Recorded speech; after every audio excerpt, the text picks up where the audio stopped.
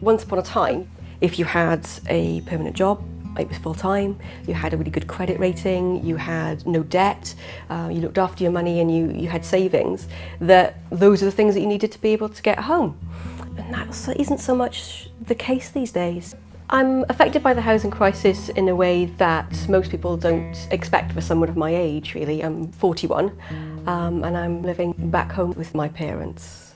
I bought a property in 2007 through a local housing association scheme, which was great because that made the difference between me being able to get my first home and not. And then the recession hit, basically, so house prices dropped and it was very difficult to sell the property. So eventually I did, but then it was a case of trying to get a mortgage and get the funding together to then move onwards. So by the time I was ready to move, the wider kind of circumstances weren't allowing it. Hoping to buy a place down in Newport. It's a really nice property. Newport's quite an up-and-coming town, so that's a positive.